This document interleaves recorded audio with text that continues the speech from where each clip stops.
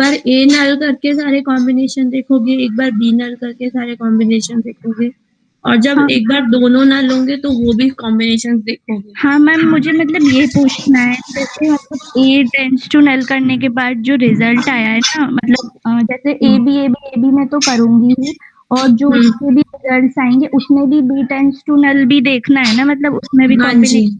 हाँ जी, अच्छा, हाँ जी। अगर मेरे टोटल 32 हो रहे हैं तो वो हो सकते हैं ना?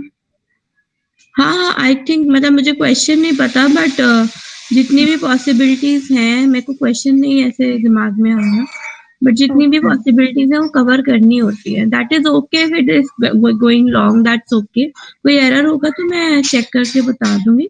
बट अभी जैसे ऐसा कोई प्रॉब्लम नहीं है। मतलब देखो हाँ। क्या है कि ये जो हमने प्रैक्टिस करी है सीएफजीज़, वो तो यस मैम। बहुत मिनिमल लेवल पे है, बट अगर आप सेम चीज़ का पार्सर लिखने जाओगे सी प्लस प्लस में या यस मैम। सी, तो ऑब्वियसली इतना लंबा ग्रामर बन सकता है ना? अच्छा। Yes ma'am. तो that should not be a problem.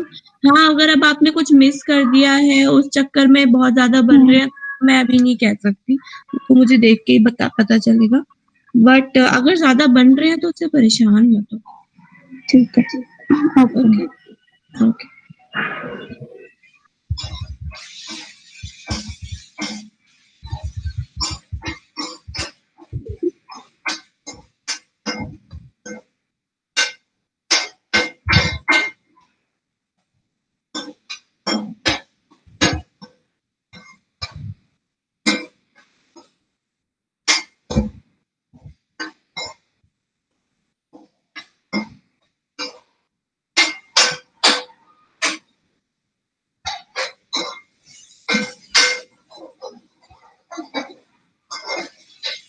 I hope the screen is visible.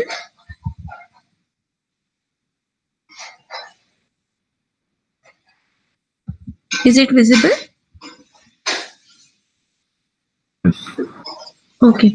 Good morning, everyone. So I will continue with the Turing machines.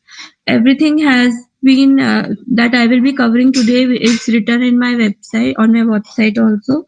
And even if you don't have a book, that should serve the purpose. But I will try to be quick today so that we can cover most part of it. So I will expect that you ask your questions in between. I will not stop and wait for you to ask questions today. Okay, if you have any questions, you have to stop me. Just unmute yourself and ask a question. So, we were talking about Turing machines, and we had done two Turing machines. We had written a lot of Turing machines with shorthand notations like this. We had written a copying machine, and we had written a shifting machine. So, I told you to practice that shifting machine because, according to the book, there was just a second. There was some X or A written at this point, but I feel that it should not be written. I am not sure if you have practiced, but if you have, you would have seen that writing the symbol over here does not shift. So basically, it should be only like this. If this is the shift left machine, you should not have anything over here.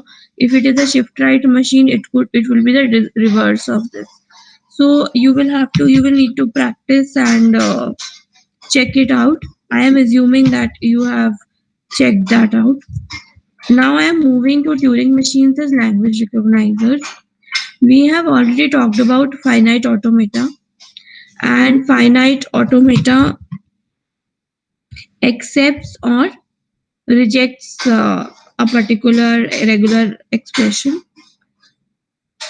So because we are talking about a deterministic finite automata,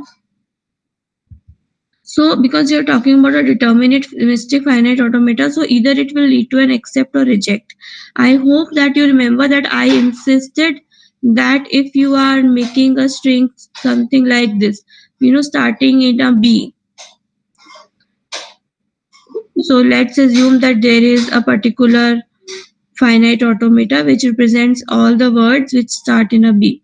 So I insisted you that you should give me what happens if it starts in an A. So I wanted you to make a dead state. So that thing will become very clear why I wanted you to do this over here. See, this is telling me that this particular thing, having this is telling me when to accept a particular word.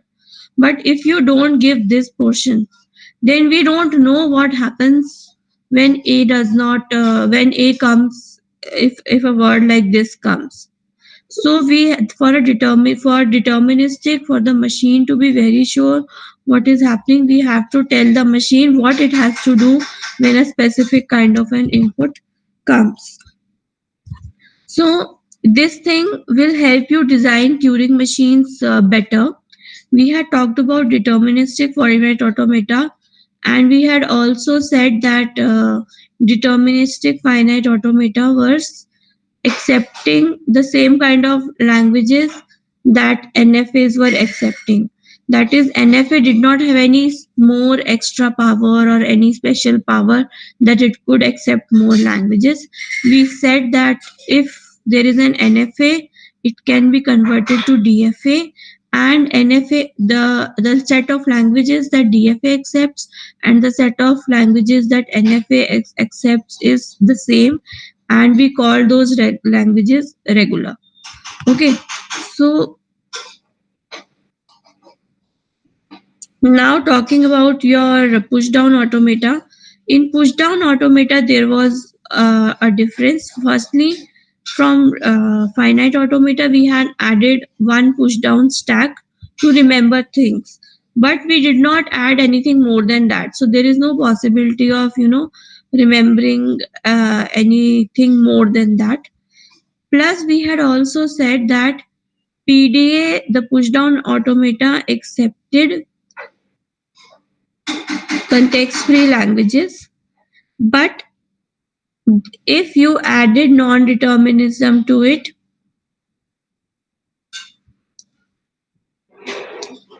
then it could accept more languages by adding non determinism to it. So PDA was more powerful than deterministic finite automata, and sorry, non deterministic finite automata was more powerful than deterministic push down automata, and these both things are more powerful than FA. And when we drew a Chomsky hierarchy, it was like that regular languages was the level 0. Then you had CFGs, context free grammars or context free languages. And then there were some more languages that could be accepted. We did not give it any name. It is actually context sensitive, but because it is not a part of your syllabus, I will not be talking more about it. Then we are talking about the languages that Turing machines accept, and what and then if we give special features to Turing machine, then there are some more languages that it can accept. So we are also going to say that Turing machines are more powerful than all the machines that we have studied so far. And then Turing machines, by adding special features to it, you can have different languages, but the special features will not add more power. So if you have a standard Turing machine and there is a Turing machine which has different features than a standard Turing machine, the power of them is going to remain the same. Now I am going to talk about this, and let's start. So the convention we will be writing as of now is, first thing that we are talking about the tape. We know that it has a tape. Then the tape has a start symbol. If things are empty, they are always written as blank, or probably the book mentions them like this. So blanks. And if you have a word, that word comes here in different cells. So something of this sort. So this is your input tape. So let me say this is word over A, B, B, A, B, something of this sort. This entire thing is called a word. Wherever the head of the tape is, for example, let it be here, we are going to underline it. So this is a convention that we are going to follow. We are going to call the machine as M, and it will be having k states. It will be having alphabet alpha for alphabet sigma for input tape. You might want to write back something on the tape, and these two things may be same, or maybe this gamma is a subset of sigma, or maybe this gamma is completely different. For example, if you are writing a comma b, this gamma which you are writing back on the tape could be 0 comma 1. So this is also possible. Then you have delta, which is the transitions. S means your starting state or starting configuration. We will be talking about configurations. And this is H. H is a sort is basically your set of halt states. So if you have only one halt state, you will have only one element in this set. If you have more than one halt states, you will have more than one element. So here, typically in a machine that decides, you have two halt states. One is yes, the other one is no. So if the Turing machine accepts a string W, if it is going to accept the entire thing, it is going to accept it when you start in an initial configuration.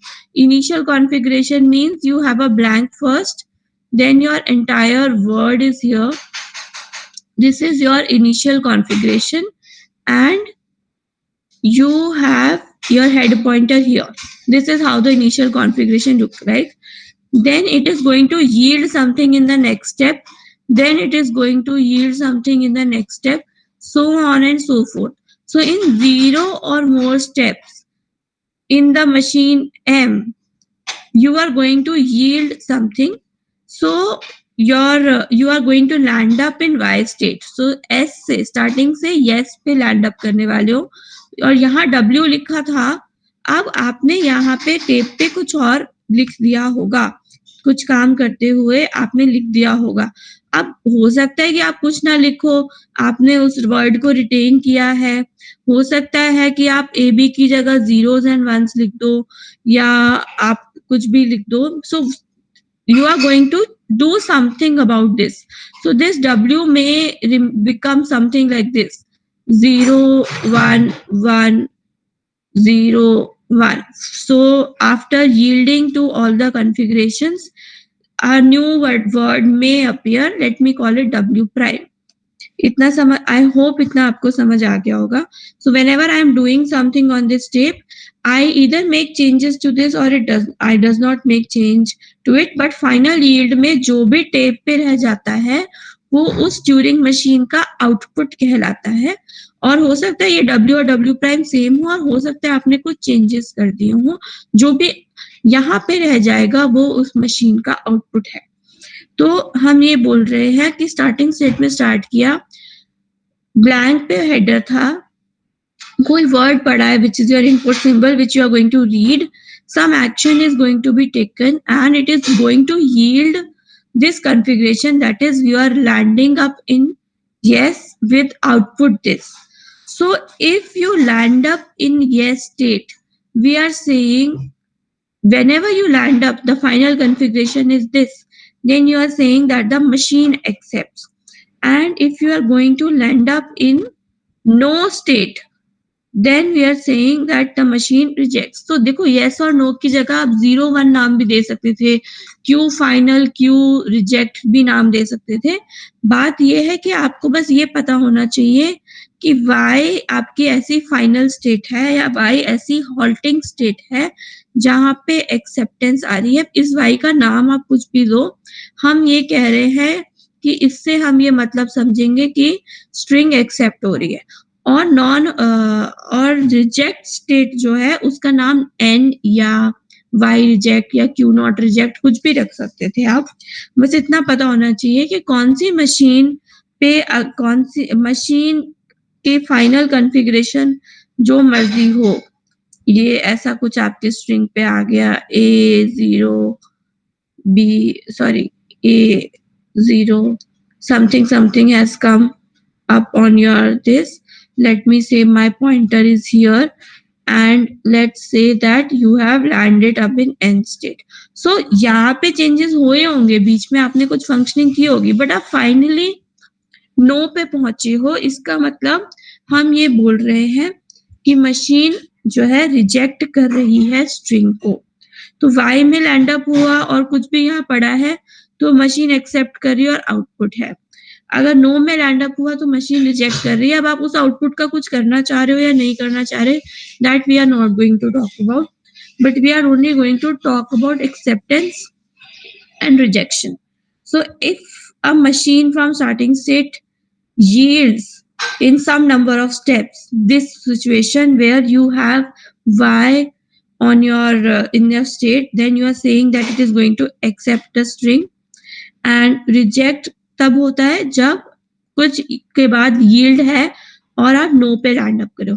देखो y और n halting state है, halt तो आप कर ही रहे हो, रुक तो रहे हो, इसके बाद आगे बढ़ोगे नहीं, कुछ काम नहीं होगा।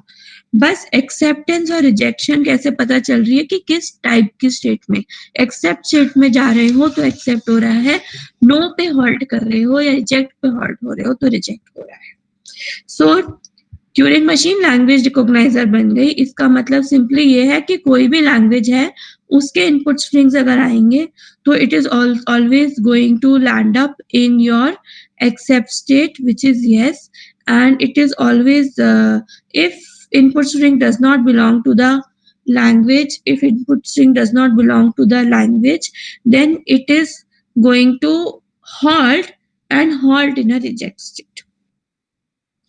So a Turing machine M decides a language if the language belongs to the words of the language belongs in this. Okay, that is okay. Clean closure of this. तो कोई भी language आ सकती है. Now this is going to decide if अगर word language का part है तो M accepts W, अगर M word language का part नहीं है तो then it clearly rejects it. इसका मतलब ये है कि जब भी आप ये W जो language का part है, अगर इस स्टेप पे रन करने वाले हो तो जो है फाइनली ये आपको Y पे पहुंचाएगा और तब वो इसका मतलब एक्सेप्ट कर लेगा। और अगर वर्ड लैंग्वेज का पार्ट नहीं है तो फाइनली आप ट्यूरिंग मशीन पे स्ट्रिंग रन करोगे तो फाइनली वो नो पे आएगा, मतलब एक क्लियर आंसर आएगा कि एक्सेप्ट कर रहे हो कि रिजेक्ट कर रहे हो। तो हम ये बोल रहे हैं कि हम डिसीजन ले पा रहे हैं। So Turing machine is deciding. So a language L is decidable if and only if there is a Turing machine M that decides it. Either yes or no. ऐसा बीच का नहीं कि मुझे नहीं पता या मैं कहीं पे वेट कर रहा हूँ, ऐसा कुछ नहीं होने वाला। आपको क्लियर आंसर है, वर्ड है, जितने भी वर्ड्स लैंग्वेज के पार्ट हैं वो सारे के सारे जब कंप्लीट हो जाएंगे इनपुट स्ट्रिंग्स तो वो आपको इस स्टेट में मिलेंगे। और जब जो वर्ड्स लैंग्वेज का पार्ट नहीं है, जब वो कंप्लीट हो जाएंगे तो आप हॉल्टिंग स्टेट नो में पहुंच जाओगे। Is it okay? So this is decidable. Turing machine decides if it accepts W or rejects W. Language is decidable on this Turing machine. Then we say that is possible if there is a clear answer that it accepts W or rejects. The machine M accepts W or rejects W. And we call this set. जैसे आपने regular expression को R नाम दिया था, इस set को आप decidable languages के सेट को आप D कह रहे हो। जिन भी लैंग्वेजेस के लिए आप ट्यूरिंग मशीन बना सकते हो जो आपको क्लियर डिसीजन दे रही है कि yes it this word is accepted and no this word is not accepted, those languages are known as decidable and they lie in this set. Is this okay?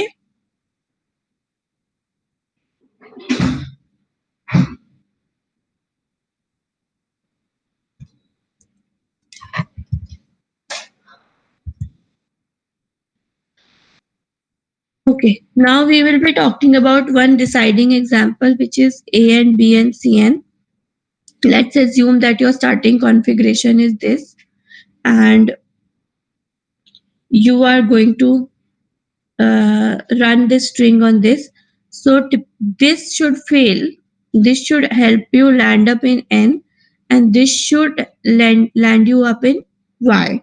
So it is simply saying कि जब A आ रहा है, जब भी A आ रहा है तो 1 लिख दो उसकी जगह टेप पे, मतलब यहाँ 1 लिख दो, और उसके बाद जितने मर्जी A आते रहे, B की वेट करो, कुछ मत करो, और राइट राइट मूव करते रहो। उसके बाद जैसे ही B आए उस पे 2 लिख दो, और फिर से राइट राइट मूव करते जाओ जब तक बी आ रहे हैं, कुछ नहीं करना।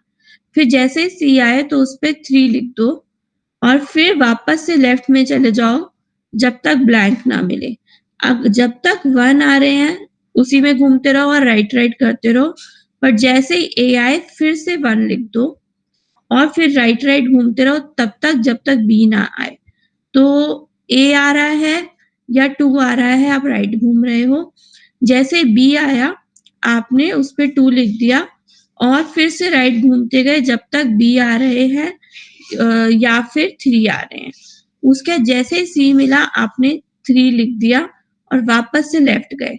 अब जब भी 1 आ रहा है आप इसमें घूम रहे हो, अगर आपका उसकी जगह कुछ भी और आया तो आप सॉरी, जब भी 1 आ रहा है इसमें घूम रहे हो, उसके बाद जैसे 2 आया या ब्लैंक आया या 3 आया, तो आप मान के चल रहे हो कि 2 और 3 जब भी आएंगे तो आप राइट राइट राइट राइट घूमते जा रहे हो। जैसे ही आपका स्ट्रिंग फिनिश हो जाएगा तो आप ब्लैंक में पहुंचोगे और आप यस में लैंड अप हो जाओगे।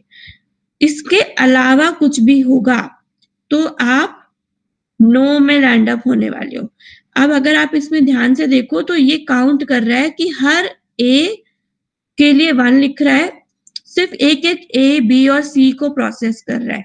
तो जितनी बार ए आ रहा है पहले ए के लिए 1 लिखा, फिर सेम मैचिंग बी के लिए 2 लिखा और मैचिंग सी के लिए 3 लिखा, वापस गया अगले ए बी और सी के लिए 1 2 3 लिखा।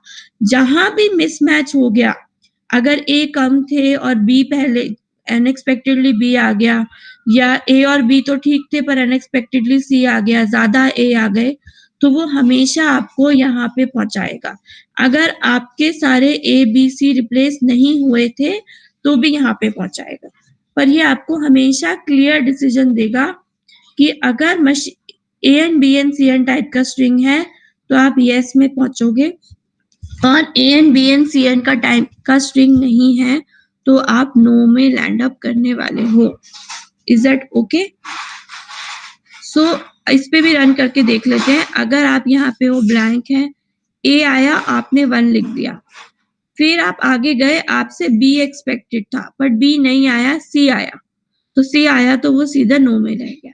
सो this language A and B and C and is in D, मतलब there is a Turing machine M which helps you decide whether a string of this form will be accepted or any other form will be rejected, because यहाँ पे वो clearly जहाँ पे भी problem आ रही है वो नो में लैंड करा रहा है। So this after this there will not be any processing. If you are seeing these are known as halt states, nothing is happening over here. तो सी के आगे वाला प्रोसेस ही नहीं होगा और आप हॉल्ट कर गए।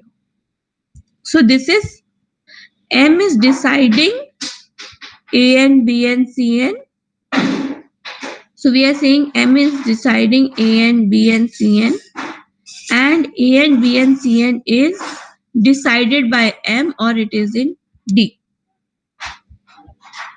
ये एक और एग्जाम्पल है विच इज WCW की फॉर्म में, ये मैं स्लाइड शेयर कर दूंगी बाद में, आप देख लेना। अब सेमी डिसाइडिंग लैंग्वेज क्या होती है, कोई मुझे बता सकता है what is a semi deciding language?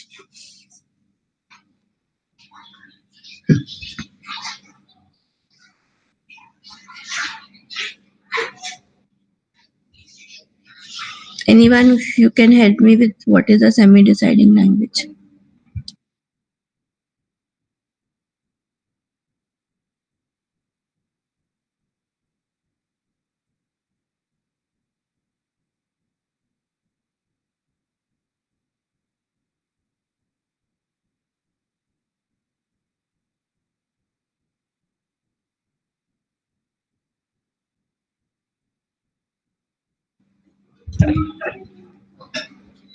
Okay, if you don't want to answer, that is okay. I will continue to finish this. So let's say that this sigma is an input alphabet for the Turing machine M, and M semi decides L if there is a word that belongs to a language and M accepts it. मतलब अगर word language का part है तो accept होगा, लेकिन अगर word language का part नहीं है तो या तो एम उसको रिजेक्ट करेगी या वो हॉल्ट नहीं कर पाएगी, बट हमें पता नहीं चलेगा कि वो रिजेक्ट स्टेट में पहुंचेगी या वो हमेशा इनफाइनाइटली किसी सिचुएशन में लूप करती जाएगी. सो that is semi decision. Semi decision मतलब कि वर्ड अगर लैंग्वेज का पार्ट है तो डेफिनेटली हॉल्ट करेगी और एक्सेप्ट वाली स्टेट में हॉल्ट करेगी.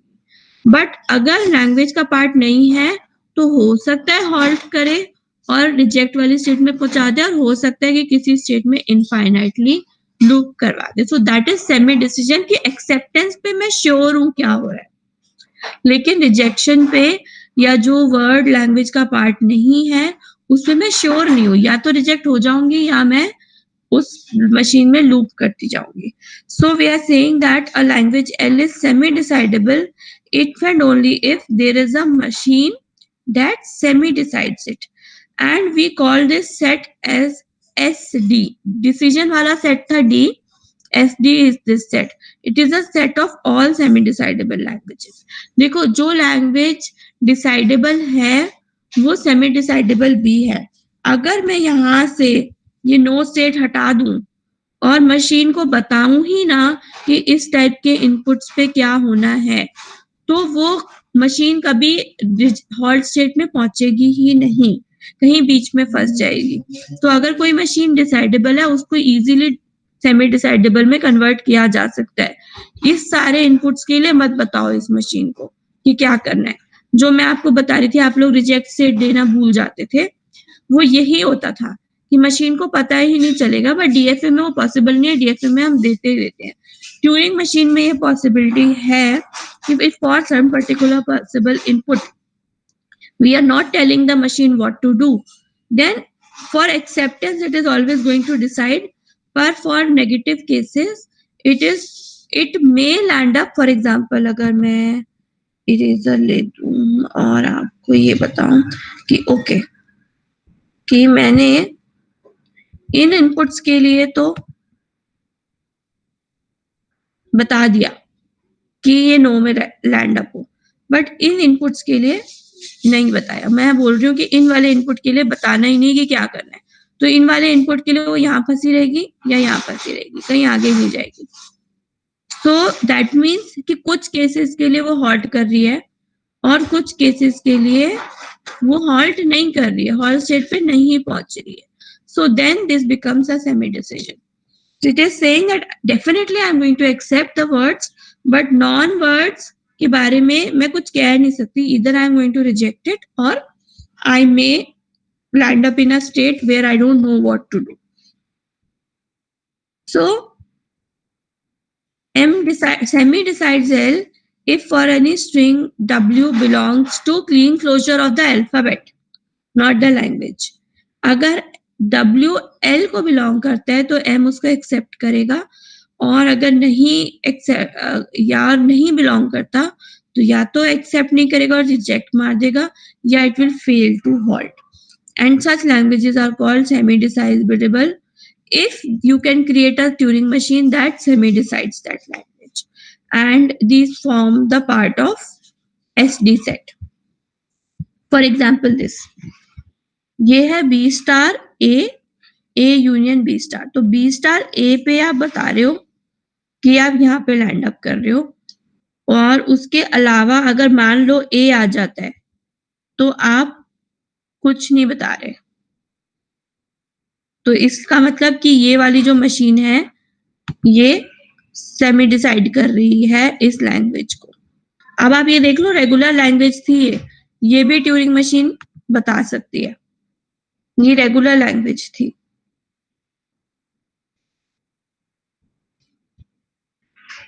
बट अगर इसका डिसीजन देना हो तो यहाँ पे, कि अगर यहाँ पे डिसीजन दिया, इसमें भी सेमी डिसीजन है कि अगर ब्लैंक आ गया तो रिजेक्ट कर रहे हो, बाकी केसेस के लिए नहीं बता रहे हो। Sorry, this is a decision. Ma'am yes yes.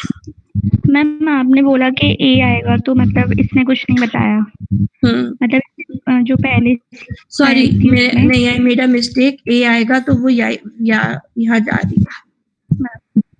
अच्छा Yeah, छोड़िए। हाँ, yes, I made a mistake there. What if this comes, you don't know, B के लिए A के लिए हो रहा है बट ब्लैंक आ जाता तो हमें नहीं पता क्या हो रहा है। सो इनफैक्ट ब्लैंक के लिए भी हमें पता है कि क्या कर रही है। Okay sorry, I think this is a decision. No, B star A आ रहा है, जीरो आ रहे हैं। The character under, okay, sorry, let me just read it again. So we are saying move one square to the right. If the character under it is A, it should always have one A. B star may, okay, yes. If it doesn't have one A, the machine is saying, I think I misinterpreted the language. So if the machine, this is saying that it should have at least one A. So if you always get B's, something of this sort, or you get a blank like this, then you are always going to land up here, nothing else. सिर्फ A आने पे Y पे जा रहे हो, तो this is not halting, so this is a semi decision. Okay.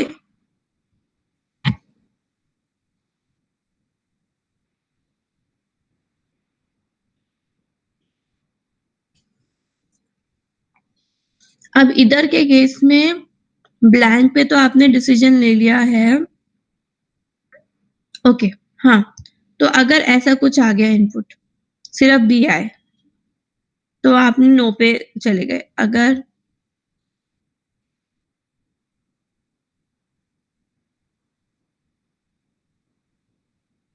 तो भी आप नो पे चले गए। So this is a decision, so this is deciding L।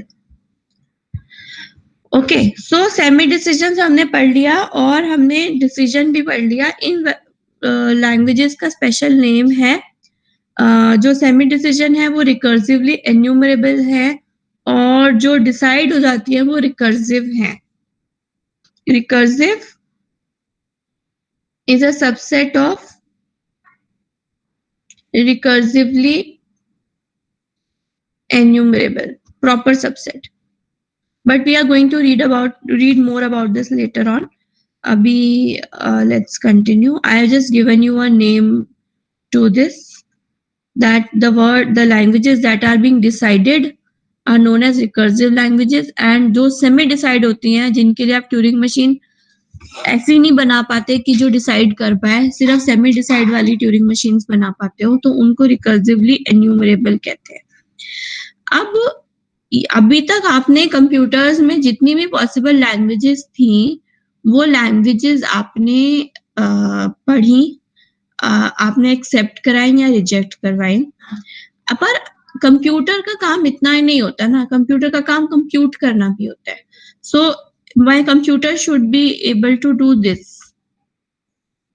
So now we are building a computer from the scratch. We are building a mathematical model which will help us, compute functions. Because compute करे अगर function तो वो algorithm है. Because algorithm is what? Sequence of steps that help you, give you and some output. So you should be able to implement a function, or if you should be able to implement an algorithm. Algorithm इसलिए कह देते हैं function को क्योंकि वो एक sequence of steps follow करता है और एक आउटपुट देता है। तो अब ये देख रहे हैं कि ट्यूरिंग मशीन पे फंक्शंस कैसे आप बनाओगे। So let the Turing machine be this and define M W equals to Z का मतलब यह है कि ट्यूरिंग मशीन को डब्ल्यू पास किया और इनपुट टेप पे ये आंसर आया। तो एम डब्ल्यू मतलब passing W to the Turing machine M will lead you to this G if and only if आपने स्टार्ट कॉन्फ़िगरेशन में स्टार्ट किया, ब्लैंक पे आपका हेडर था, पूरा वर्ड आपने पास किया, उसने यील्ड किया कोई हॉल्टिंग स्टेट में with an output this and header over here.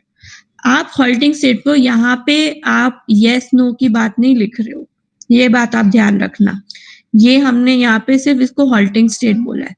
यहाँ पे हमने वो वर्ड चेंज करके कुछ कंप्यूटेशन हुई, प्रोबेबली आपने 5 पास किया था और 3 पास किया था, तो आपने कुछ कंप्यूटेशन करी और वो अब 8 मिल गया। तो अगर अब आप टेप पढ़ोगे, यहाँ से पढ़ना शुरू करोगे और आप 8 पढ़ पाओगे तो इसका मतलब कि वो उसका रिजल्ट आपको मिल गया है। So Turing machine will start in this configuration, yield halting configuration with the output. So अब आप ये देखो, यहाँ पे जो सिग्मा प्राइम है ये सबसेट ऑफ सिग्मा है। Sigma was your input alphabet and sigma prime was output alphabet. इस केस में इन्होंने सबसेट बनाया है और कभी कभी गामा भी होता है which is totally different, which so output can be totally different. इधर इन्होंने सबसेट बनाया है क्योंकि न्यूमेरिकल फंक्शन जब आप नॉर्मल नेचुरल नंबर्स पे आप करोगे काम तो नेचुरल नंबर ही आएगा। तो डोमेन उसने यहाँ पे फिक्स इसलिए करा है क्योंकि जब आप कंप्यूटेशन करते हो तो उसी डोमेन में आपका आउटपुट भी आ रहा होता है, इसलिए उन्होंने आउटपुट अल्फाबेट को सिग्मा प्राइम पे फिक्स कर दिया।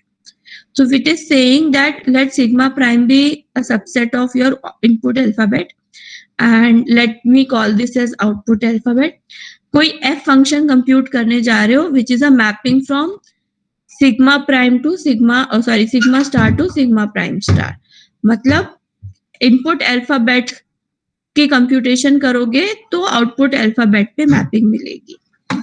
सो m computes f if and only if for all w belongings to sigma star, if w as an input जिस पे आपने f डिफाइन किया, देन mw के ऊपर मतलब मशीन के ऊपर ट्यूरिंग मशीन को w पास करोगे तो रिजल्ट ये आएगा which is a function of w।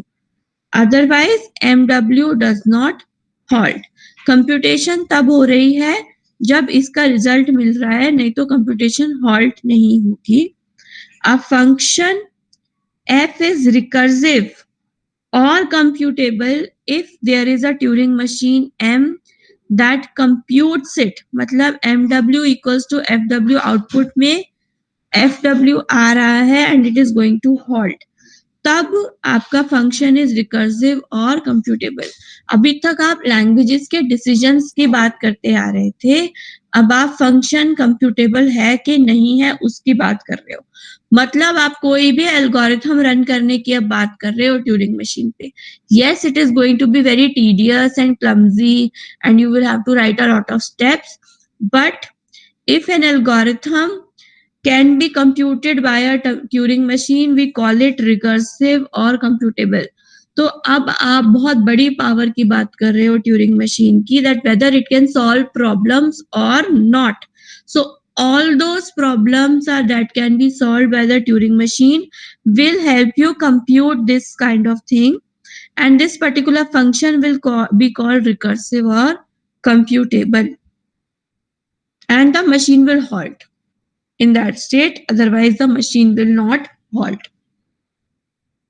Just digest it for a second and I'll have some water।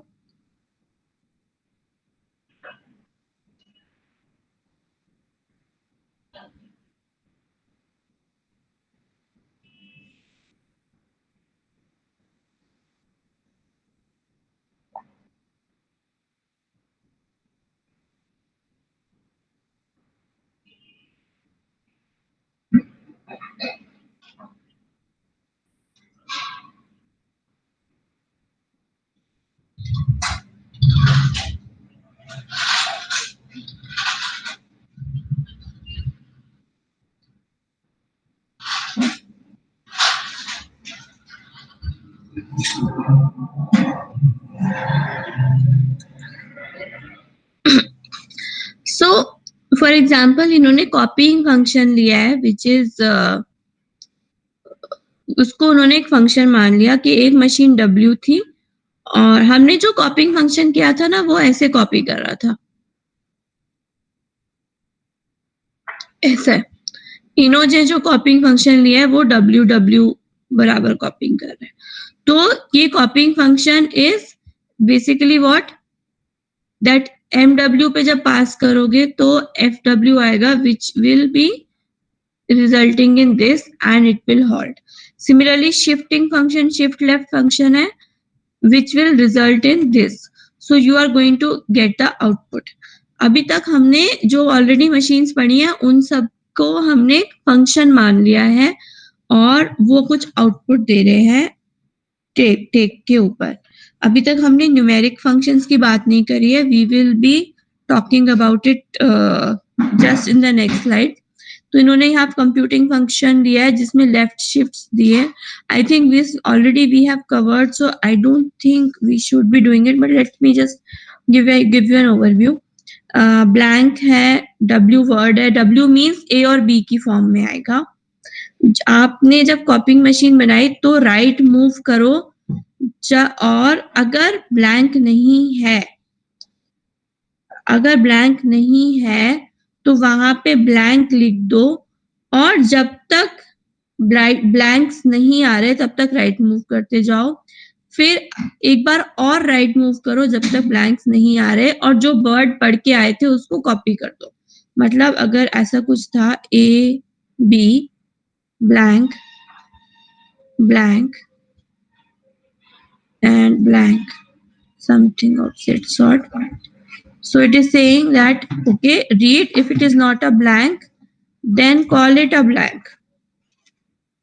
And then move right till you get a blank, then move right again till you get a another blank and write A over here.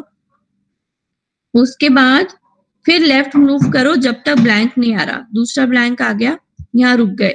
पहले वाले को track करना था तो पहले वाले को track करना था तो वापस से गए और जो पढ़ा था उसको वापस लिख दिया। तो यहाँ ब्लैंक सिर्फ उसको रिमेम्बर करने के लिए लिख रहे हैं तो वापस से ये लिख दिया। उसके बाद फिर सेम चीज होगी, बी पे लिखोगे, बी को ब्लैंक मार दोगे और अगली जगह जाके कॉपी कर दोगे। जब फाइनली एंड में ब्लैंक मिल जाएगा तो हॉल्ट कर जाओगे। तो this is computing function. Same चीज है and this is going to give you something of this sort, A B blank A B, यही बोल रहा है ना वो। अब ये मशीन चला के देख लो, आपको यही मिलेगा। So this is computing a function which is copying function. This is computing a function which is left shift. अब how do you compute numeric functions? एक तरीका तो ये है कि नंबर्स डाल दो 5 plus 10 something of this sort. दूसरा तरीका ये है कि इसकी बाइनरी मैपिंग दे लो 101, 10 की क्या है 10 10 और फिर इनको ऐड करना शुरू कर दो। बट कैसे करेंगे? इनपुट टेप ये है, यहाँ पे ब्लैंक मान के चलो, यहाँ पे एक ब्लैंक, यहाँ पे एक blank. Let me assume there is one square, just one square, okay? Then this and this. So you have taken the input alphabet to be in the forms of zeros and ones, binary input. And when you are going to pass two arguments, just separate them using a semicolon. So we are saying that when I am getting this argument and then when I get a semicolon, तो बोलो कि next input start हो जाता है। So ये इन्होंने यहाँ पे लिखा हुआ है कि for any positive integer value to the base k, यहाँ पे हम बेस 2 ले लेते हैं बिकॉज हम कंप्यूटर्स में बाइनरी लैंग्वेज समझते हैं तो बेस 2 ले लेते हैं। But if you want to create a Turing machine in octal और hexadecimal, that is also possible. So value of this to the base 2 is 5, to the base 8 is 65. So Turing machine computes a function from nm to n, मतलब कौन से base में हो और कितनी digits आ रही हैं, 101 to this function for some value k। तो अगर, sorry, this is the base and N M is you are taking some M possible values और उनकी मैपिंग कर रहे हो नेचुरल नंबर्स पे। सो ट्यूरिंग मशीन पे पास किया पहला नंबर, दूसरा नंबर, तीसरा number, which was in this base separated by semicolons. तो आपको आउटपुट में फंक्शन अप्लाई करके वैल्यू मिलेगी which will also be in the same base. So for m n1 you will get value n1, or you can say fn1. For n2 you will say you will get f n2, f nm, so on and so forth। तो हर जो आप function run करोगे, जब भी Turing machine पे ये पास करोगे numericals which will B numbers which will be in some base, let's assume we are passing in 2, then you will get a corresponding function value in this। अब अगर मुझे successor function compute करना है, successor of n equals to n plus one, तो आप या तो zero पास कर सकते हो, या लेट से मान लो 101 पास किया, और या आपने पास किया 1111। तो सक्सेसर ऑफ जीरो क्या होना चाहिए, 1 होना चाहिए। सक्सेसर ऑफ 101 क्या होना चाहिए, 110। And successor of this will be, एक बिट शिफ्ट हो जाएगी लेफ्ट, 1 एंड 4 zeros। ओके, तो ये n+1 है। आपने basically n equals to n+1 कर दिया। फंक्शन ये है आपका कि अगर आप m पे n पास कर रहे हो नंबर, तो आपके पास n+1 आउटपुट आना चाहिए which is equals to f of w। Now you write a Turing machine for that। Please right a Turing machine. I will give you 5 minutes, क्योंकि अब मुझे लग रहा है एग्जाम में ट्यूरिंग मशीन बनानी डेफिनेटली आ जाएगी। पहले इतना नहीं आते थे कॉम्प्लेक्स, बट अब आई एम वेरी श्योर कि आएगी। So please try this. अभी 9:35 है, मैं आपको 9:40 तक का टाइम दे रही हूँ, अब बना के मुझे प्रेजेंट करो।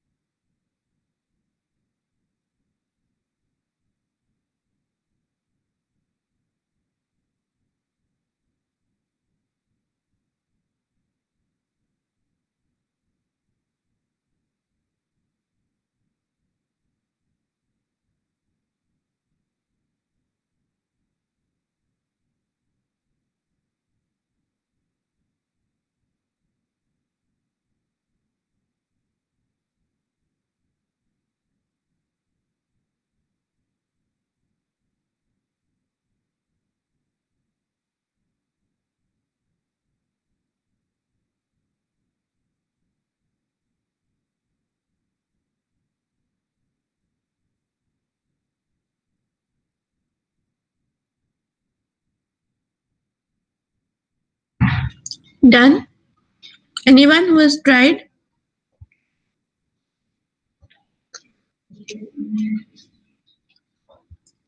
Anyone who has tried?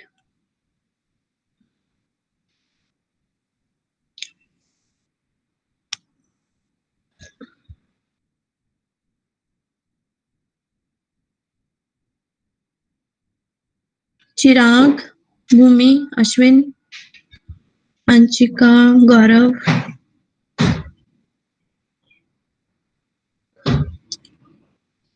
Tried? Ma'am इसमें कर रहा हूँ, ट्राई कर रहा हूँ इसे अभी। लग रहा है कुछ हो रहा है, मतलब लगेंगे 2 मिनट और। मैम इसमें मैम ये अप्रोच ये लगा रहा हूँ, पहले तो एक्सट्रीम राइट में जाके जहाँ पे एंड हो रहा है यस, वहां से राइट। चेक करता हुआ आ रहा हूँ। हाँ, बिल्कुल ठीक एक्सट्रीम कर रहे राइट में जाके अगर पहले इसमें मैम एक्सप्रेशन नहीं समझ में आ रहा, कैसे लिखूं, लिखना नहीं आ रहा मुझे। जब तक ब्लैंक नहीं मिल रहा राइट तक जाओ, फिर अगर हाँ 0 मैम, मिल रहा है तो उसको 1 कर दो। और 1 1 है तो उसके नेक्स्ट अगर देखो 1 मिल रहे हैं तो वो 0 हो जाएंगे, क्योंकि कैरी ओवर भी रिमेम्बर करना पड़ेगा। और सारे जीरोस मिल रहे हैं और एक 1 मिल रहा है, लेफ्ट में आना शुरू करोगे ना, तो जब तक जीरोस मिल रहे हैं आगे बढ़ते जाओ, राइट शिफ्ट मारो, राइट शिफ्ट मार के एक्सट्रीम एंड पे 1 लिख दो, लेफ्ट मोस्ट एंड पे। एक एक करके सॉल्व करो। अगर पहला ये सिचुएशन सॉल्व करो, पहले ये सिचुएशन सॉल्व करो कि ऑल वंस है, मतलब लास्ट नंबर है, 15 है तो 16 हो गया, या 7 है तो 8 बन जाएगा। तो पहले वो वाले उसके लिए मशीन बनाओ, पहले ऐसे सॉल्व करो, फिर सॉल्व करो कि बाकी बाकियों के लिए कि चलो 101 है, 110 है तो क्या करो। ठीक है। मैं 2 मिनट और देती हूँ, फिर देखते हैं।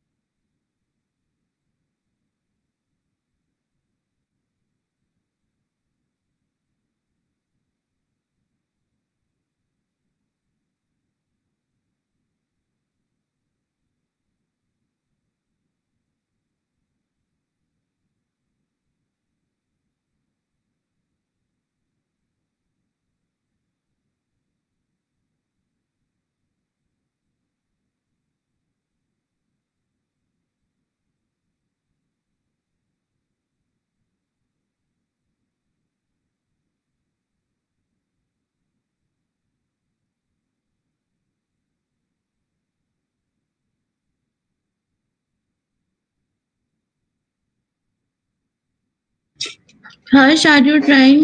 Prakriti, Pratika, Vibhu, Tanya?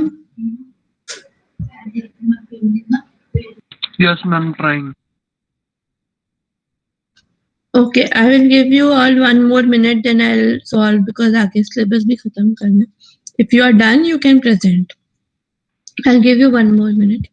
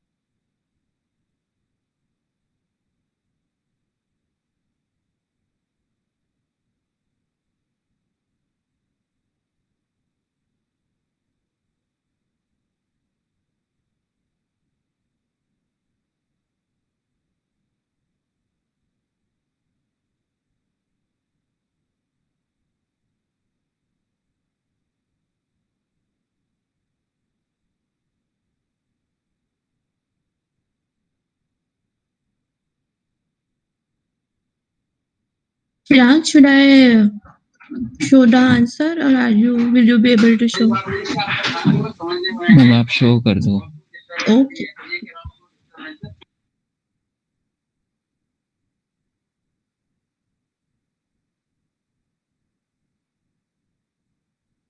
You able to see? Right move करो जब तक ब्लैंक नहीं आता।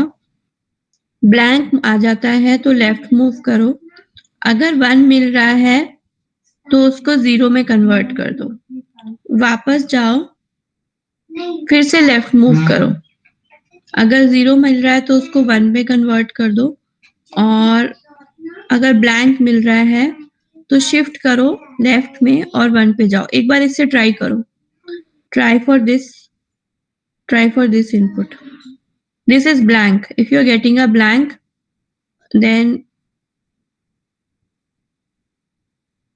this like this. Now please try. Ma'am ये वाला ही पार्ट नहीं हुआ था, शिफ्ट राइट कर रहा था मैं। Okay. I hope everyone has understood. This is simply कि अगर आपको all ones मिल रहे हैं तो आप सब कुछ 0 में कन्वर्ट करोगे और उसके बाद आप शिफ्ट करोगे। एंड क्यों आ रहा है? शिफ्ट राइट ही होना चाहिए था चिराग। मैंने तो राइट ही सोचा था कि शिफ्ट राइट होना चाहिए। इसमें कुछ एरर है बुक में। मेरे हिसाब से भी राइट ही होना चाहिए। I have just picked it up from the book. I don't know.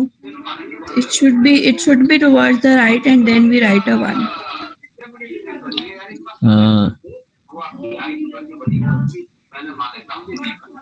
जब तक 0 मिलते हैं, 1 मिल रहे हैं, तब तक 0 करते जाओ। जैसे ये तो सिंपली ये तो हो गया। अगर हमें हम तो इनिशियल पोजीशन पे आ गए ना मैम।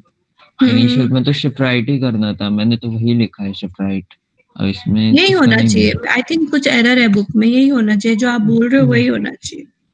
एक बार चला के देख लेना उसको। चल रहा था उससे? चलना है, हाँ चल रहा है, क्योंकि शिफ्ट राइट कर देंगे ना, क्योंकि जैसे यही वाला जो एग्जांपल दे रखा है इसमें शिफ्ट राइट ही तो करना पड़ा है हमें। शिफ्ट राइट ही होना चाहिए। राइट ही होना चाहिए। There is some error over here. It should be shift right. I'll correct this. I'll make a new diagram. I just took a screenshot from the book. Okay, so we have studied a lot of things. सबसे पहली बात ये है कि Turing machines जो है at least FA से या PDA से पावरफुल होती है। But obviously it is very more difficult to code a Turing machine or to write answers for Turing machines. But why should we make it like why should we study Turing machines and why Turing machines are important? Because they help you solve formally. They help you understand that if a problem is solvable or not, because of decidability. If something that can be decided by the Turing machine or computed by the Turing machine is considered solvable, and if it cannot be done, that is semi decision ho raha hai, so you cannot for sure say that it is always solvable or it is insolvable. So that's why we are studying Turing machines. We will be talking about this more in church Turing thesis, the last topic. But yes, obviously they are hard to program or hard to code, but we are not programming because this is just a mathematical model that you are building. This is just an intuitive idea that we are building. So now अभी तक आपने standard Turing machine पढ़ी है जिसमें एक tape है, उसका एक स्टार्ट सिंबल है और आपके उस टेप पे कुछ स्क्वायर्स बने हुए हैं जहां जिनको आप सेल्स कह देते हो, और जहां पे भी आपका हेडर होता है आप वहां पे एक अंडरलाइन बता देते हो। ये आपकी सिंपल सी ट्यूरिंग मशीन है जिसमें K स्टेट्स होती हैं, H set of holding state होती हैं, स्टार्टिंग कॉन्फ़िगरेशन S से स्टार्ट करते हो, डेल्टा ट्रांजिशन होते हैं, सिग्मा इनपुट अल्फाबेट होता है, गामा आउटपुट अल्फाबेट होता है, कई जगह गामा नहीं भी देते हैं, तो but that is a standard Turing machine. But now we are trying to extend the machine by adding some more features to it. So it will make our work simpler. As we understand and write more Turing machines, it is going to make our work simpler, but it is not going to add any power. ऐसा नहीं होगा कि extension डालने से कोई नई languages accept हो जाएंगी। जो स्टैंडर्ड ट्यूरिंग मशीन कर सकती है वही एक्सटेंडेड मशीन भी कर सकती है, and vice versa. You are not adding more power, you are simply adding more features to help you out. For example, जब आप एसी लगाते हो घर में, तो आप कोई नॉर्मल विंडो एसी लगाओ तो भी तो उतना ही ठंडा करेगा, और स्प्लिट एसी लगाओगे तो भी उतना ही ठंडा करेगा। कुछ एक्स्ट्रा पावर नहीं है। फीचर को सिर्फ फीचर ये है कि नॉइज प्रोबेबली कम हो जाएगी या सर्विसिंग कम हो जाएगी या व्हाटएवर, बट अदरवाइज जो उसकी पावर है वो उतनी रहने वाली है कि वो ठंडा उतना ही करने वाला है। सो that is the same thing that we will be talking about in Turing machine extensions. So one possible extension is adding multiple tapes. तो अब एक टेप होने की जगह, अभी तक आपके पास ये नहीं थे, सिर्फ एक टेप था। अब हम मल्टीपल टेप्स मतलब के टेप्स ऐड कर रहे हैं। वो के कुछ भी हो सकते हैं, के इक्वल टू 1 भी हो सकता है which is single tape machine, and के इक्वल्स टू 3, 2, 4 व्हाटएवर वो भी हो सकता है। सो यहाँ पे आपके पास के टेप ट्यूरिंग मशीन है, और हर टेप के लिए आपके पास एक हेडर दिया हुआ है। तो हो सकता है इसका हेड यहाँ हो, इसका हेड यहाँ हो, इसका हेड यहाँ हो। तो आपकी जो भी स्टेट्स हैं, तो हर स्टेट के हर किसी स्टेट में आप हर टेप की हेड की पोजीशन की बात करोगे, और उस हेड पोजीशन का क्या करना है, इसको लेफ्ट करना है या इसको राइट करना है, इस पे कुछ राइट करना है, ओवर राइट करना है, वो सारी चीजें आप फैक्टरिंग करके ट्रांजिशन बनाओगे। फॉर एग्जाम्पल, अगर कॉपी करना है, उसके लिए आपने 2 टेप मशीन ले ली, ए बी बी बी है, इसको सेकेंड टेप पे कॉपी किया। अब आपने लेफ्ट और राइट शिफ्ट नहीं मारे, आपने सिंपली यहाँ कॉपी किया, इसमें ब्लैंक ढूंढा और वापस जाकर के यहाँ कॉपी कर दिया। आपने अभी तक वन सिंगल टेप में क्या किया था, यहाँ पे आप एक मार्कर रख रहे थे कि आप वापस जाओगे और दोबारा ये वाला वर्ड लिख दोगे। अब वो मार्कर ना रख के आपने सेकेंड टेप यूज करी एक ट्रांजिशन के लिए, और उसके बाद फिर आपने वापस से इसी एलिमेंट को, इन्हीं एलिमेंट्स को इधर कॉपी कर दिया। तो आपका वर्क सिंप्लीफाई हो गया, आपका लॉजिक सिंप्लीफाई हो गया।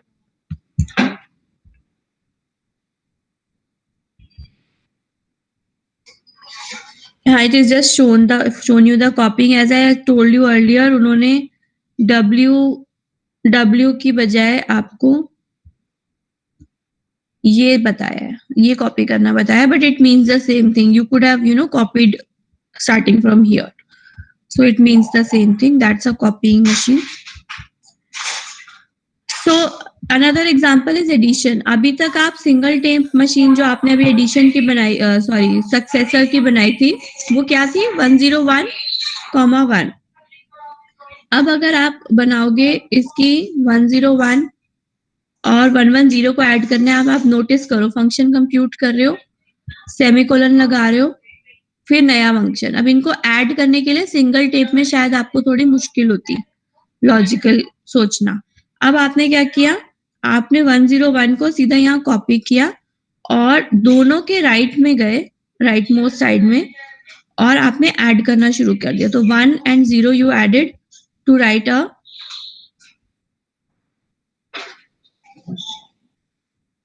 नहीं, इसने क्या किया,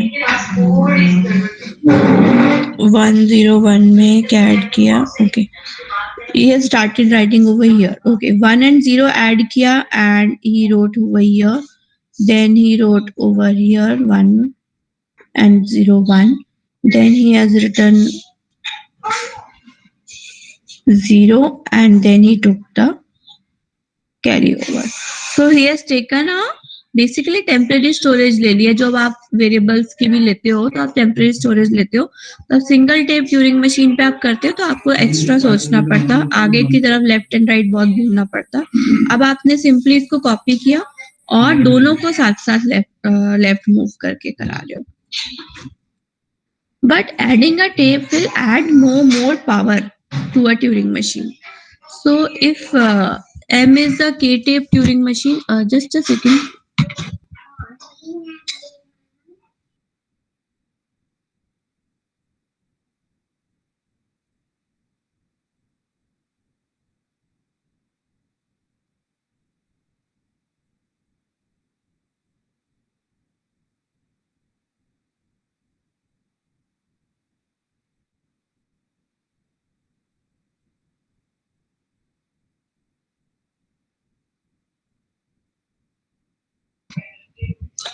So it is simply saying that if M is a K-tape Turing machine for some K greater than equal to 1 होता है तो standard Turing machine बन जाती है.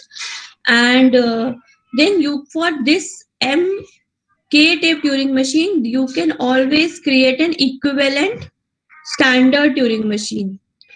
And अगर input X पे M halts with output Z on the first step, M prime will also halt in the same state with output Z on its step. मतलब हम K टेप ट्यूरिंग मशीन में output first tape पे दे रहे हैं और बाकी सारे tapes storage या किसी कंप्यूटेशन के लिए रख रहे हैं। तो अगर हॉल्ट हो रही है और यहाँ आउटपुट है तो स्टैंडर्ड ट्यूरिंग मशीन में आपके पास आउटपुट यहाँ आएगा और सेम स्टेट में आप हॉल्ट करोगे। This is done in quadratic time, which is order t square. It is actually order of x, order of t dot xt plus x, ऐसा कुछ है, where x is the length of the word that you have passed. तो हमने उसको order T square मतलब quadratic time में कर दिया, मतलब विच इज सेइंग दैट जो इतना टाइम लगेगा, जितने स्टेप्स इसमें लगेंगे उसकी जगह T square steps standard Turing machine में लगेंगे. So how we are going to do it, let's assume that you have a K tape Turing machine. इस केस में के आपका 3 है, आप कोई भी के ले सकते हो. उसका इसका हेड यहाँ पर है, इस वाले का हेड यहाँ पर है और थर्ड वाले का हेड यहाँ पर है. अगर आपको स्टैंडर्ड ट्यूरिंग मशीन सिमुलेट करनी है तो आपने हैश डिलिमिटर्स लगा दिए. तो ये पहला टेप का है, उसके हैश से सेपरेट किया, दूसरा टेप आ रहा है, हैश से सेपरेट किया, तीसरा टेप आ रहा है और हैश से सेपरेट किया, बाकी सब ब्लैंक है. ये स्पेशल सिंबल ले लिया हैश, और आपने हेड्स को स्पेशल पॉइंटर्स यूज करके बताना शुरू कर दिया. दूसरा तरीका क्या था कि आप स्टैंडर्ड ट्यूरिंग मशीन में ही, जस्ट अ सेकेंड,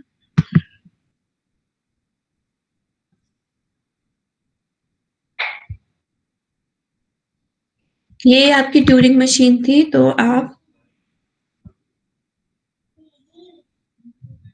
यहाँ हेड रखने की बजाय आप ना हर टेप के लिए एक हेड रख देते थे. ओके, सेकेंड पोजीशन पे हेड है, यहाँ पे थर्ड पोजीशन पे हेड है और यहाँ पे फर्स्ट पोजीशन पे हेड है. ऐसा भी कर सकते थे.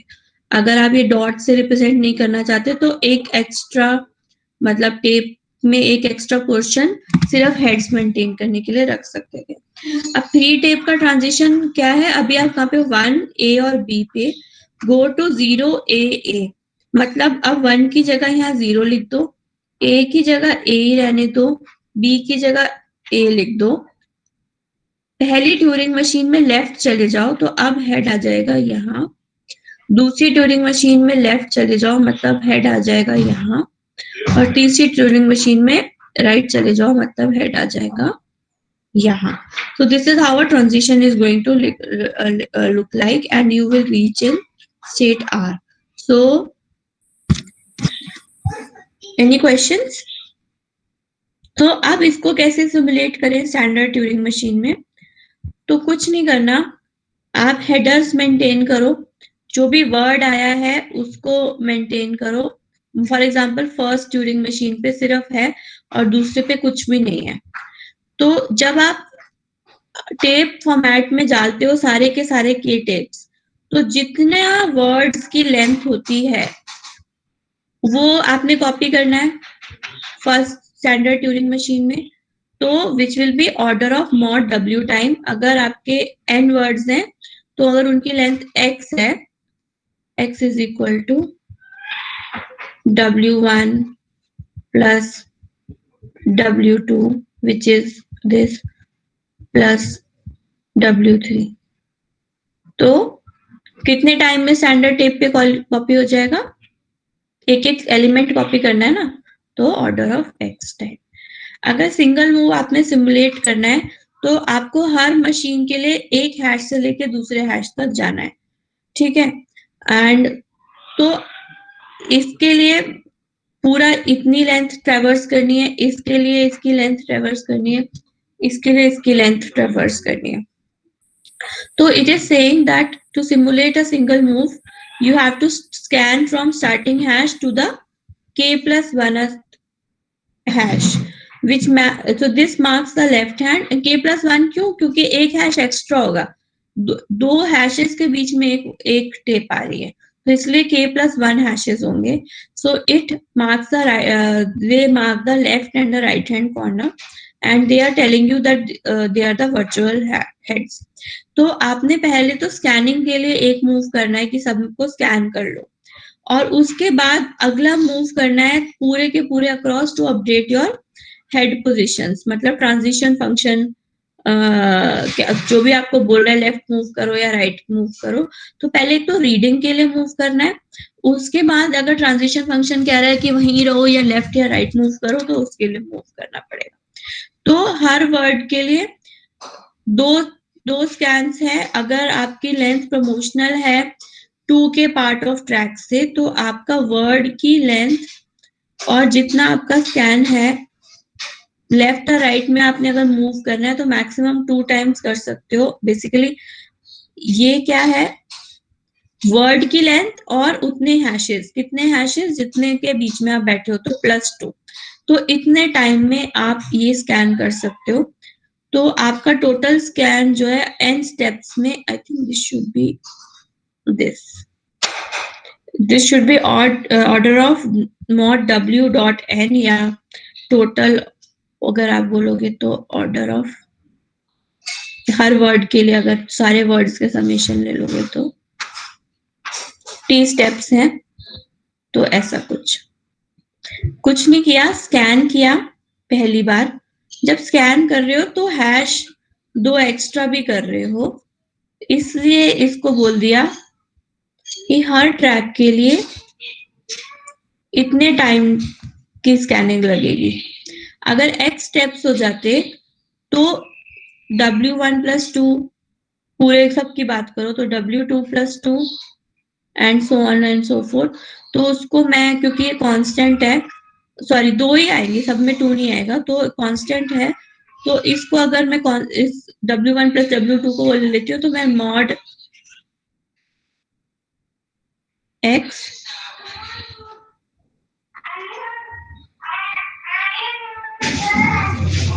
like this, and if you have t steps, so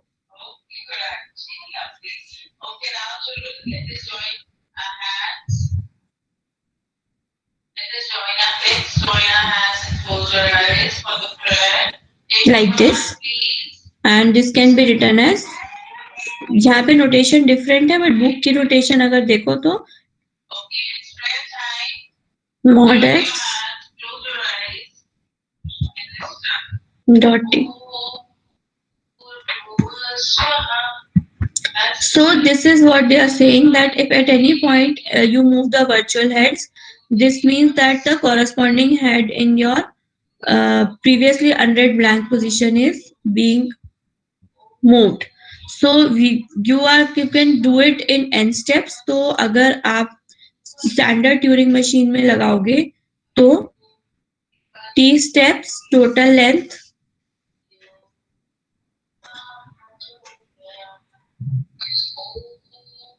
पर हर वर्ड के लिए जो काम कर रहे हो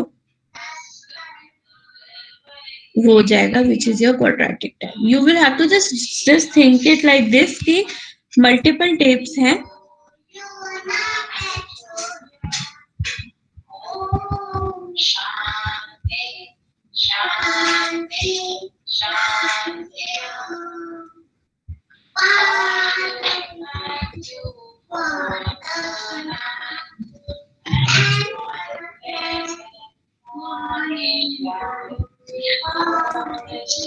आपने हैश से करा, हर हैश के बीच में जो भी पढ़ा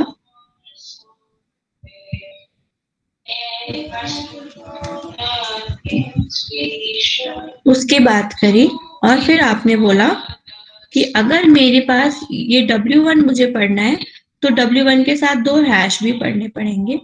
अब हम ये बोल रहे हैं कि ये टोटल की लेंथ अगर मैं x मान लूं, और अगर ये n स्टेप्स में हो रहा था या ये t स्टेप्स में हो रहा था, तो ये वाला काम जो है t dot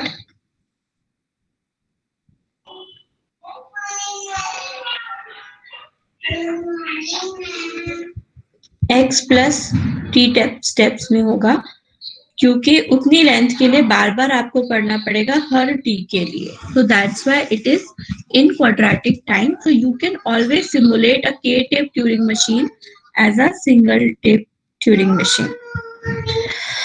And what about two-way infinite tape?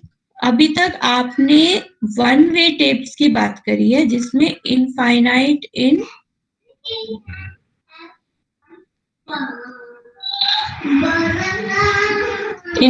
In this direction. अगर अब मैं एक ही टेप रखूं बट दोनों के बीच में इनफाइनाइट डायरेक्शन रख दूं, let me call it a virtual marker. ये आपकी टू वे टेप है. अब अगर आपको टू वे टेप को रिप्रेजेंट करना है तो एक तरीका ये है कि लेफ्ट वाली साइड पे मार्कर रख के ये वाली साइड यहाँ पे कॉपी कर दो. अब इस वाली साइड का क्या करें, तो एक और टेप बना लो. जैसे के टेप ट्यूरिंग मशीन है तो 2 टेप ट्यूरिंग मशीन बना दो, और ये वाला पोर्शन रिवर्स ऑर्डर में इस ऑर्डर में कॉपी कर दो. सो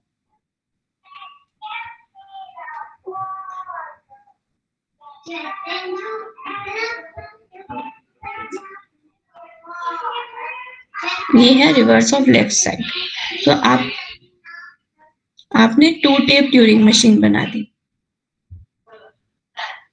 ये आपने 2 टेप ट्यूरिंग मशीन बना दी टू वे इनफाइनाइट टेप से. और ये हम ऑलरेडी पढ़ लिए हैं कि इसको आप सिंगल टेप में सिमुलेट कर सकते हो. So two-way infinite tape is also does not add much power and you can create an equivalent Turing machine.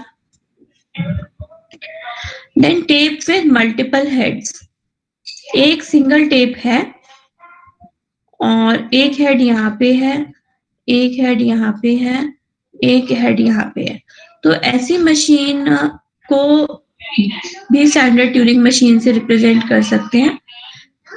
इस मशीन को बोलो सिंगल टेप है और हम बोल देते हैं कि ये के ट्रैक्स में है और हर ट्रैक का अपना हेड है. अब ये आपकी के टेप ट्यूरिंग मशीन जैसी दिख रही जिसमें आपका हर ट्रैक का अपना हेड है. कोई आपके पास बेसिकली वो होगा, एक आपको प्रायोरिटी डिसाइड करनी पड़ेगी कि अगर ये हेड्स एक पोजीशन पे लिखेंगे एक टाइम पे तो कौन पहले लिखेगा. तो वो आप मैकेनिज्म डिसाइड कर सकते हैं, लेफ्ट वाला पहले लिखेगा कि राइट वाला पहले लिखेगा. But this is effectively a K tape Turing machine and this can also be simulated using your normal single Turing machine. And time will be quadratic क्योंकि ये के टेप ट्यूरिंग मशीन का हम ऑलरेडी क्वाड्रेटिक टाइम करके आए हुए हैं. So we are saying that we are multiple heads का बेसिकली फायदा क्या होता है, हम लेफ्ट राइट तक ब्लैंक ढूंढते हुए जाते हैं, उसकी जरूरत नहीं पड़े. बट वो सेम काम आप स्टैंडर्ड ट्यूरिंग मशीन में थोड़ा सा मोर कॉम्प्लेक्स थिंकिंग से आप कर सकते हो.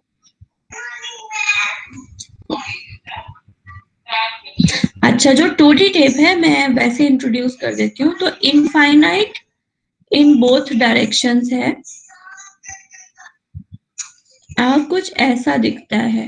2 डायमेंशनल टेप मतलब 2 डायमेंशंस है, लेंथ भी है और ब्रेथ भी है टेप की। It is looking like an array and it can also be simulated because it is a K tape and it is reverse. तो basically K square type होगा।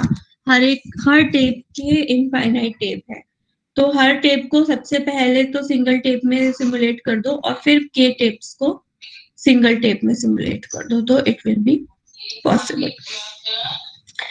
Now, any language that is decided or semi-decided and any function that can be computed by Turing machines with several tapes, मतलब with extensions, several tapes, several heads, two-way infinite tapes or multi-dimensional tapes can be done using a standard Turing machine. हम ये बोलना चाह रहे हैं इस theorem से कि कितने भी मर्जी फीचर ऐड कर दो, स्टैंडर्ड ट्यूरिंग मशीन स्टिल वही काम कर सकती है। Okay, so this is what I intended to do today. I think I can at least introduce random access. Till now, if you have any questions, please ask me. I can take 2 minutes for questions.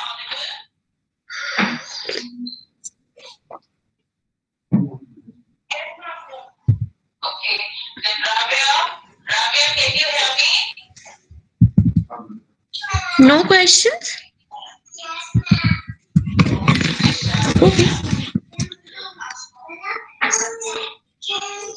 See, अभी तक जो आपकी standard Turing machine थी उसमें आप sequential access कर रहे थे, मतलब आप लेफ्ट लेफ्ट लेफ्ट जा रहे थे या राइट राइट राइट जा रहे थे, आप कभी भी यहाँ से यहाँ जंप करके नहीं जा रहे थे। अब आपने जो मशीन बनानी है वो रैंडम एक्सेस है, क्योंकि कंप्यूटर की मेमोरी रैंडम है। अगर प्रोग्राम या एल्गोरिथम लिखना है, so you might need to write a program or do a computation which is not or execute an instruction which is not in oops, which is not in order, it is out of order. So for that you are giving random access to the Turing machine.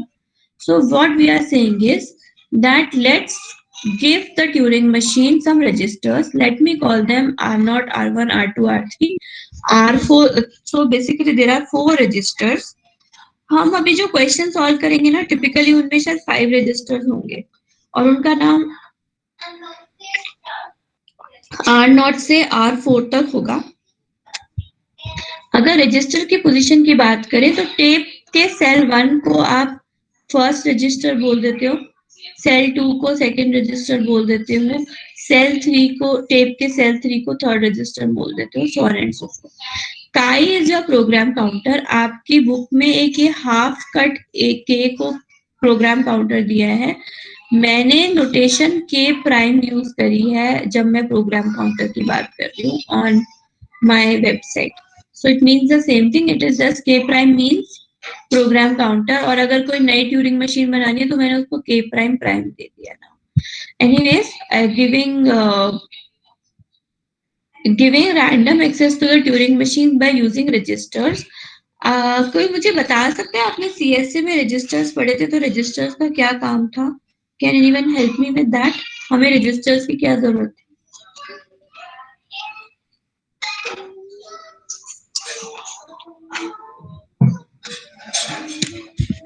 Micro processor में भी पढ़ रहे हो registers?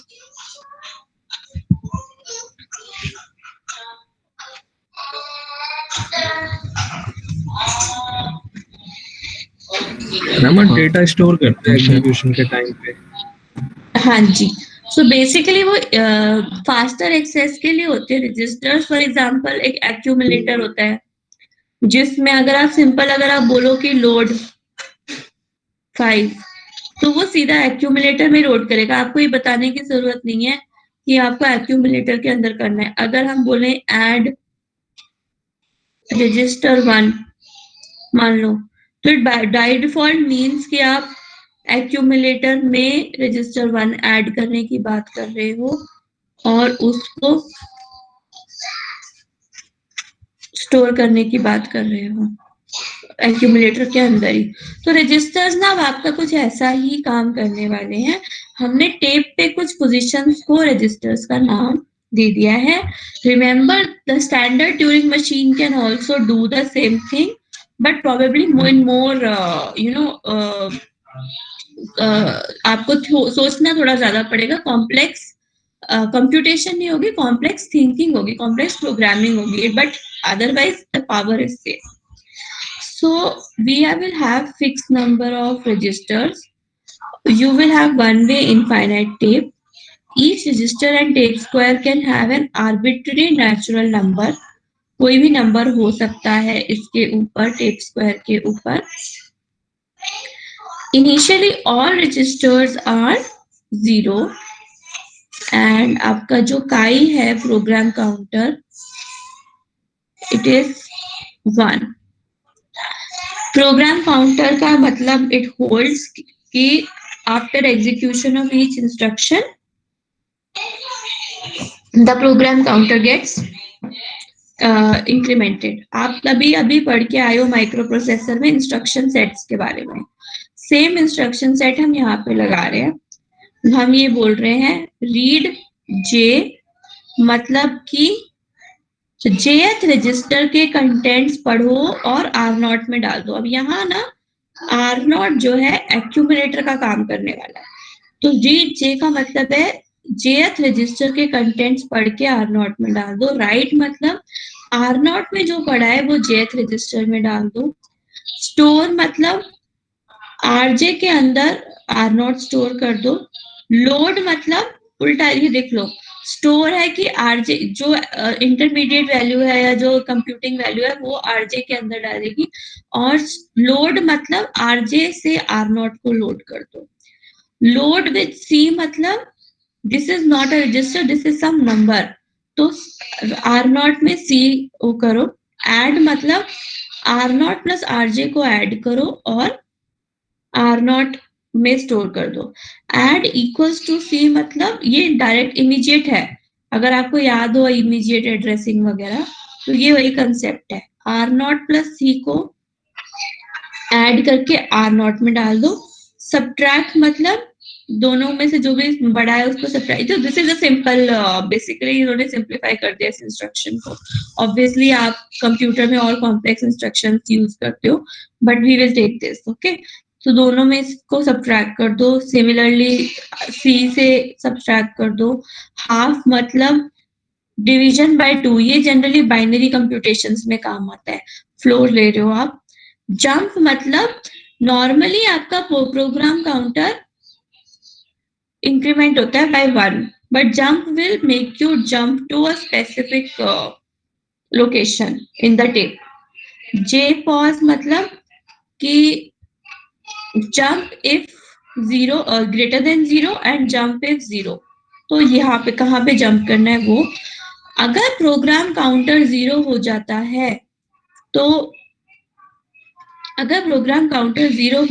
है तो आप halt कर जाते हो। एंड आई थिंक बाकी सारी चीजें जो यहाँ पे मैंने लिखी हैं वो इन्होंने लिखी है, वो मैंने आपको एक्सप्लेन करी। जो स्टार्टिंग प्रोग्राम काउंटर है वो करंट प्रोग्राम काउंटर से कम या बराबर होना चाहिए। सी कोई भी नेचुरल नंबर है कि काई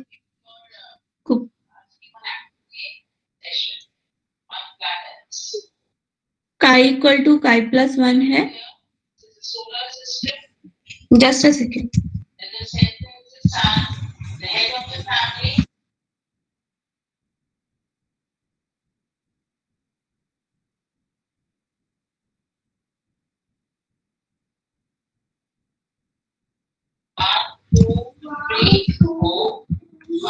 सो अगर आप स्पेसिफाई कर रहे हो जंप्स, तभी काई की वैल्यू डिफरेंट होगी, otherwise it will always be काई इक्वल टू काई plus 1। Okay, so a random access Turing machine इसका डेफिनेशन है, it is a pair of m equals to k पाई where K is the number of registers. अब हर Turing machine में अलग set of registers आप बता देते हो. Pi is your program which has instructions pi 1, pi 2 up to pi p.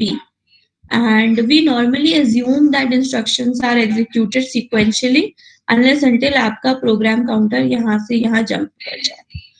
And these are finite sequence of instructions. We assume that और instructions इस form के होंगे जो आपने इस figure में देखे हैं. And we assume that the last instruction pi p is always the halt instruction. इस situation में आपके जो program counter है उसकी value 0 हो जाएगी. So configuration is what? K pi, which is program counter, registers की value और जो आपके tape के contents. That is a configuration. So halted configuration में यहाँ 0 आ जाएगा और registers में value हो जाएगी. Output generally हम R0 से ले लेते हैं. And you are mapping from n-0 to n-0 क्योंकि हम बोल रहे हैं टेप के कंटेंट्स को हम 0 नहीं कह रहे. So that's why natural numbers not less than 0. 0 is a special situation where everything on the tape is initialized to 0 before starting the program. So we are saying that for a configuration, you will go from this state to this state. That is, read some natural number and write to it. So something like this. So I comma m belongs to me means ith tape square currently contains this natural number or integer which is greater than 0. अभी हमने बहुत simple रखा है, negatives अभी handle नहीं कर रहे हैं. And all tape squares not appearing as first components, ये जो भी tape square नहीं आ रहा वो हम assume करते हैं कि 0 रहेंगे. तो yield क्या हुई? कॉन्फ़िगरेशन है इस फॉर्म में. नेक्स्ट कॉन्फ़िगरेशन में आपकी वैल्यूज चेंज हो जाएंगी. करते करते आप जब तक हॉल्ट पे नहीं पहुंच जाते तो सेम डेफिनेशन है. कॉन्फ़िगरेशन C0 से C1 में पहुंचोगे जिसमें रिस्पेक्टिव वैल्यूज चेंज होंगी. तो इसकी यील्ड ये है, उसके बाद इसकी यील्ड ये है, so on and so fourth.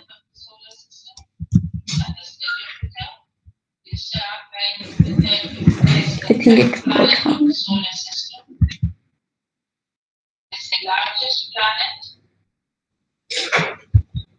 And इसकी yield आप अगर किसी मान लो P ले रहे थे तो ये इसकी yield है. So this is the yield and whatever will remain on the tape will whatever is on the tape will be the output and that will be yielded by this set of configurations.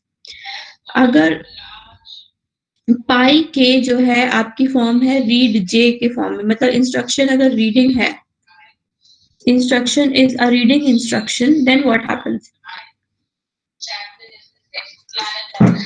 R0 will become RJ when you are saying read J. And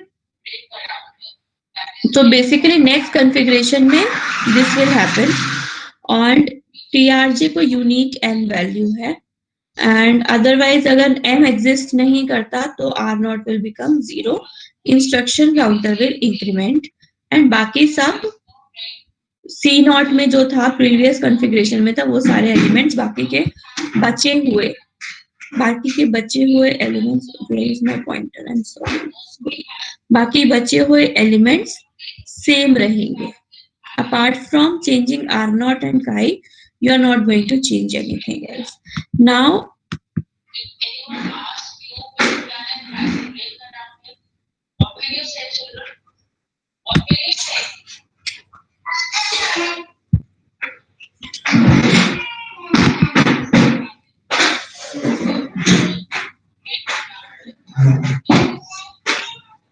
अगर पाई के की value instruction, अगर आपका instruction form है add और where the number is greater than equal to 0, then आपकी R0 की value next step of configuration next yield में चेंज हो जाएगी.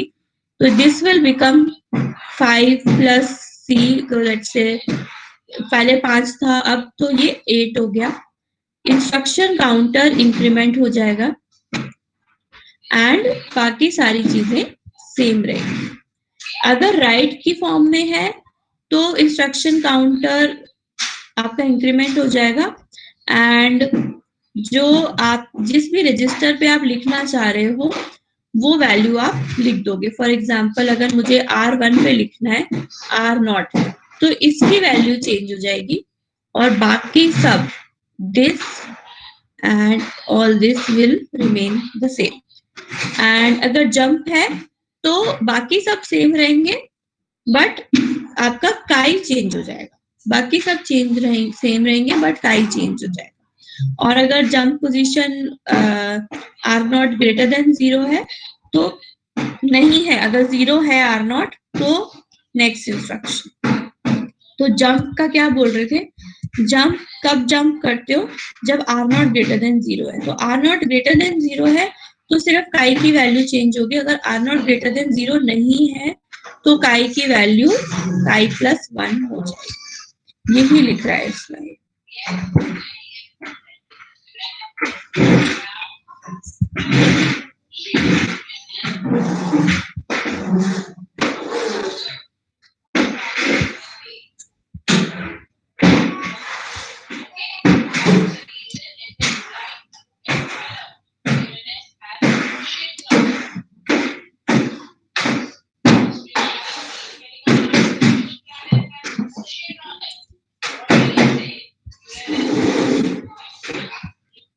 Okay, now the task is, I will finish the class after this.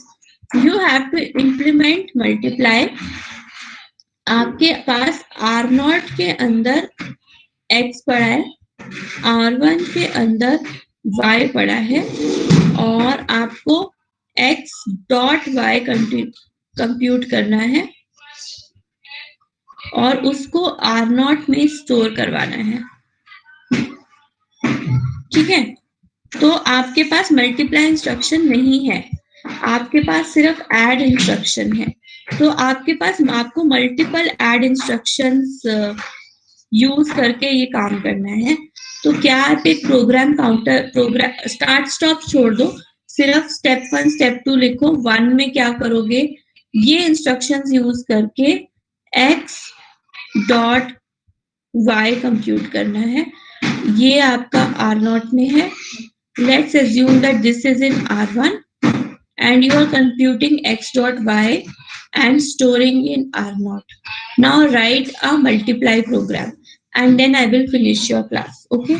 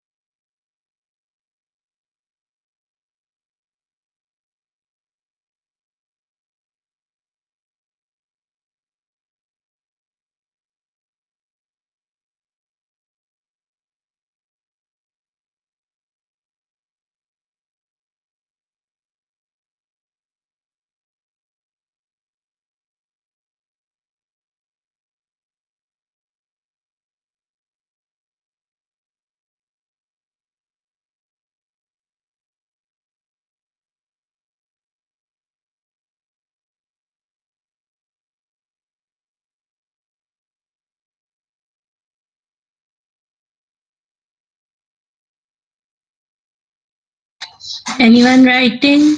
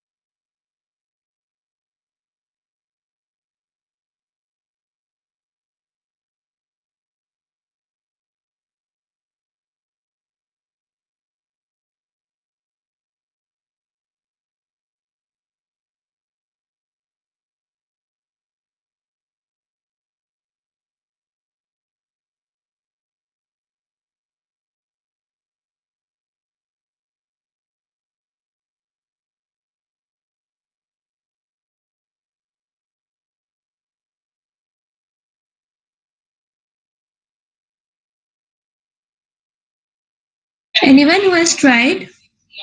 I want to finish the class. If you have tried, let me know.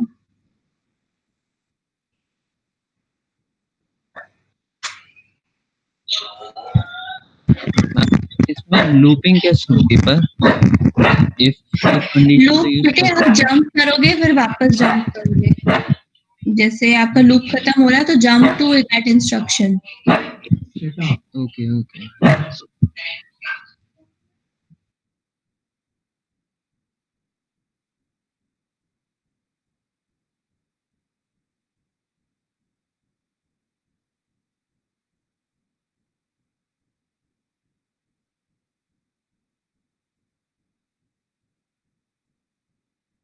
This is the answer. Store register 2, store, then load in register 1.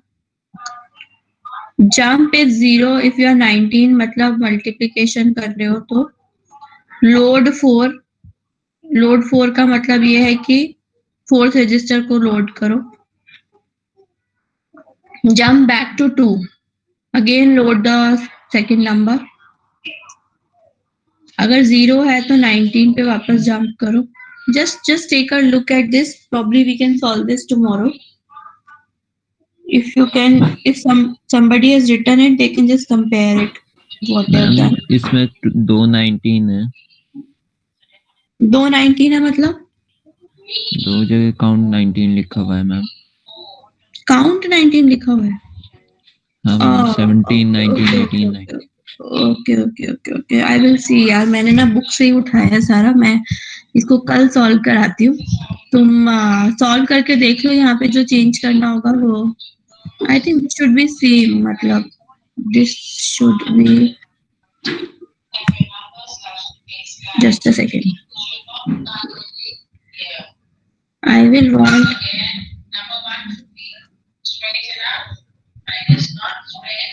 this should be like this. That's what I think.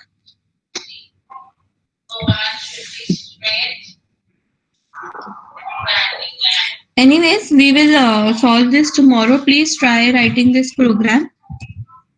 And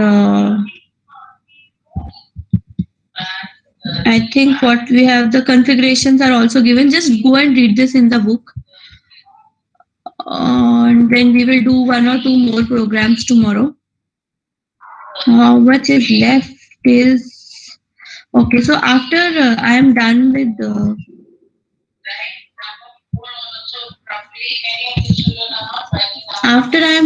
this topic tomorrow, I will start with non-determinism in Turing machines, and that will finish my topic on chapter 4. So I intend to finish chapter 4 of Turing machine from Lewis and Papazimitru by tomorrow. Then I will be left only with one more topic, which will be the Church-Turing thesis and halting problems. So tomorrow I will stretch a little bit in case the topic is not finished.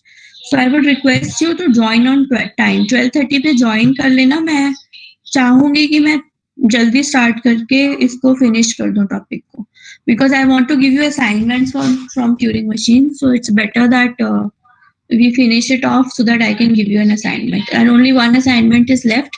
And it's good that if you will be able to, write the programs on Turing machine, because पहले इतना नहीं आते थे, but this time around I am expecting, especially because it is an open book examination. तो please ये वाला assignment जरूर करना. टेस्ट इसलिए नहीं दे रही क्योंकि फिर वो लेस स्कोरिंग हो जाएगा आपके लिए. असाइनमेंट में आपके पास एक्सप्लोर करने का ऑप्शन तो होता ही है.